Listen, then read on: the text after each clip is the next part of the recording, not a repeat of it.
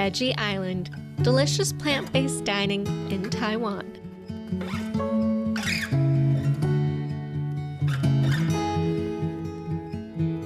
Today, I'm in Hsinchu, a city famous for its innovative technology.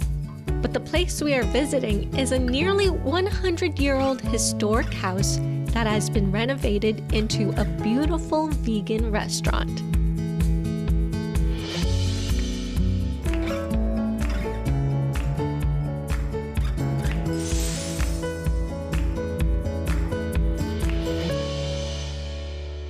This place once served as a dormitory for Japanese policemen during the Japanese colonial period in Taiwan. Built from 1929 to 1935, it is a classic wooden semi-detached Japanese-style building. Today, the building is known by the name Xiachuting. The restaurant manager, Spencer, told me that Xiachuting building was once on the verge of demolition. But with the city government's efforts to obtain central government funding, the Old Tree House project that preserves old trees and revitalizes old houses was initiated in 2018. The Nanda Road Police Dormitory was restored as a part of this project, preserving the bamboo woven walls, roof, and Japanese-style black tiles of the original building. After 3 years of renovation, the Xiachuting building finally opened to the public in February 2022, becoming a new exhibition space for art and culture alongside the restaurant. Hi! Hi, Aggie! Welcome! This is a very lovely place. Thank you. So unique.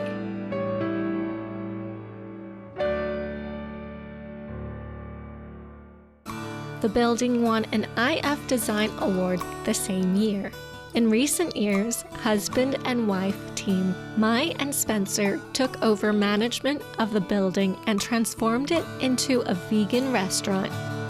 Chef Mai combines Hsinchu's unique features with Asian cooking techniques to present homey, tasty dishes that satisfy customers of all ages. Located behind Hsinchu Railway Station, the restaurant is a popular tourist attraction for visitors to Hsinchu, as it has the historic ambiance of an old Japanese-style home. Hi Aggie, welcome. I'm so glad you could make it to Hsinchuku. I wanted to introduce you to some of our dishes we have. So right here, and then we're gonna start with kind of these two dishes since we're using an ingredient that I really love, edamame. So we did an edamame kimchi hummus. Over here we have an edamame croquette. And we paired it with something that's a very local, not just to Taiwan, but to Hsinchu delicacy.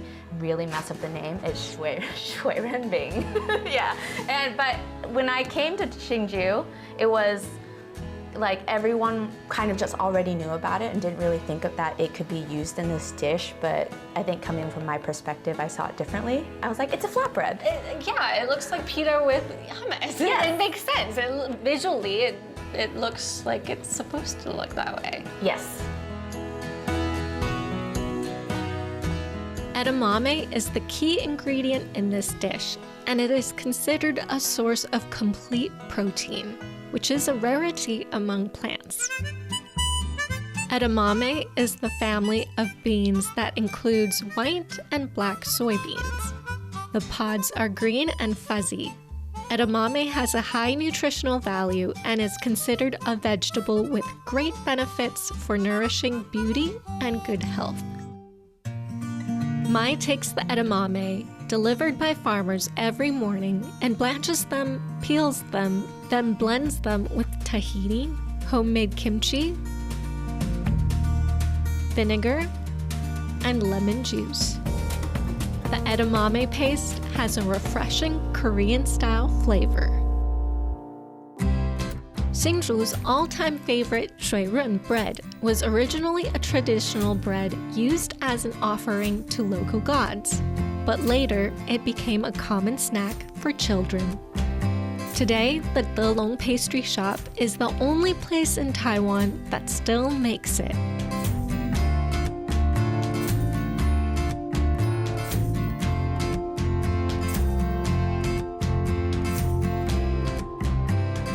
After heating it, Mai slices the bread into bite-sized pieces and serves it with edamame hummus,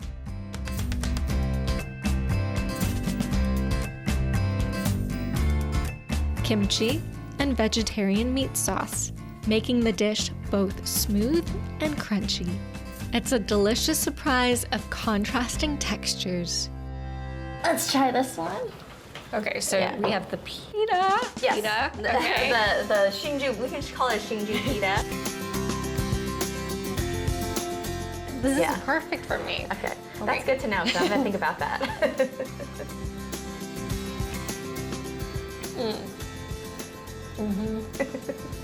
I love this so much because, like I was saying, the nut allergy that I have, sometimes I can't have too much of the hummus.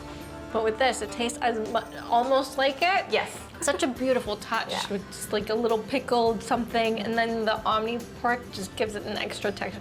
This is a lovely dish. Oh, thank you. I'm gonna have another bite. Yeah.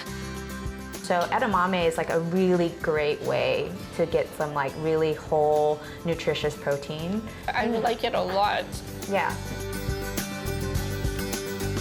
So moving on to the next edamame dish. Yeah, the croquette. Again, edamame is something like we really enjoy working with. Like Japanese cuisine, like potato croquettes are something that are like very popular. So we decided to make it a little bit less starch heavy and incorporate the edamame into this dish. So we batter it and then we put panko and then we fry it. Panko? Panko breadcrumbs. So like the Japanese style breadcrumbs, which are a little bit lighter in texture.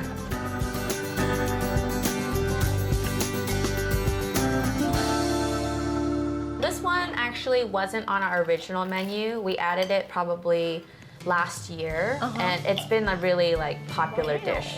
And then we just gave it a little bit of a twist with the edamame, and then of course our sauces. So we do an eel-inspired sauce, and then we have our soy milk mayo on it. Soy milk mayo? Yeah, wow. soy milk mayonnaise, yeah.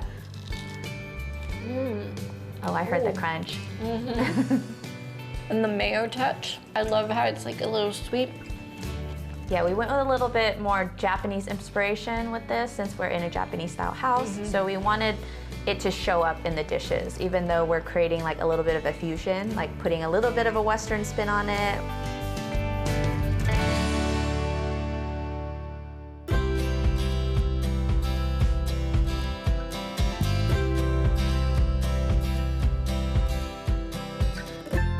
This one is probably one of our definite favorites all around, like between the staff and our customers. And this was one of our first creations. It was our teriyaki bamboo roll.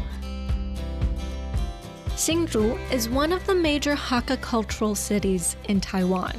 Chef Mai uses Makino bamboo shoots, a common ingredient in Hakka cuisine, in her popular crispy teriyaki roll. The chef marinates the Makino bamboo shoots in teriyaki sauce, then coats them in panko breadcrumbs before deep frying the shoots like tempura.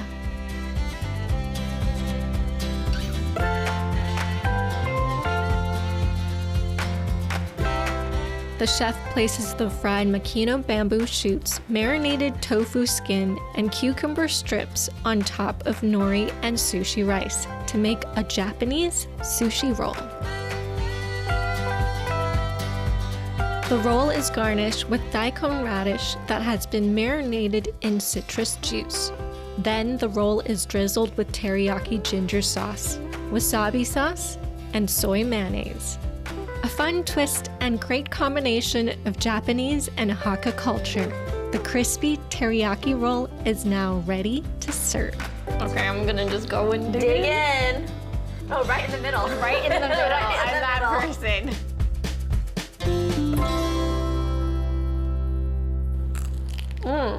Yeah. Oh, that crunch. Lovely. You're getting a few different textures. Yeah. A lot of crunch. Great. You're getting crunch from bamboo, crunch from the cucumber, crunch from the Is that radish. tofu skin too? Yeah, that's the yuba. Ah, okay. So that's the marinated yuba. So we do it in a soy-based marinade to give you a little bit more of that really umami, like deep, like savory flavor in there. Yeah. So this is probably one of the flavor balances I like the most.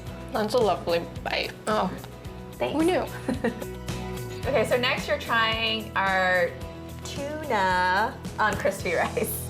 And this is the miso corn ribs. I guess there's no elegant way to eat this, but to just go for it. Yeah. Live life in the moment. Here I go.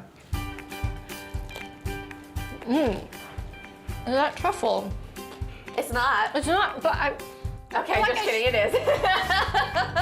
It's like I smell truffle. No, yeah. So that's kind of what we're trying to like encourage people to be a little bit more open-minded in that it's not actually like the meat that you necessarily miss. It's the preparation, it's the flavors, it's the way that you know the chef is giving it to you. And so if we can give you that same experience, Yeah.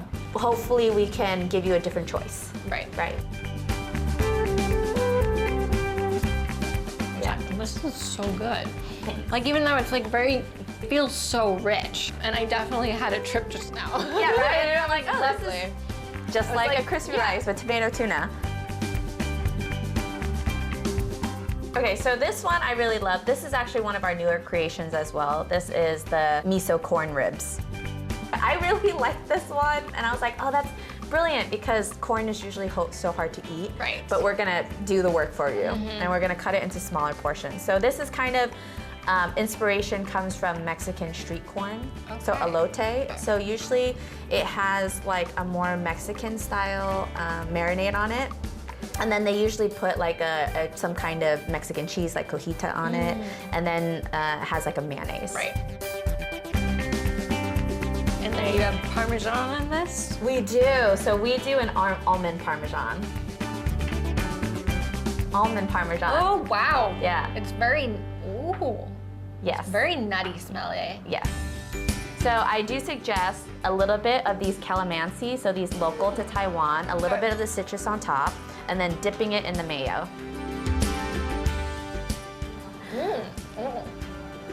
And that should be another level of flavor that it all comes together. This is delicious.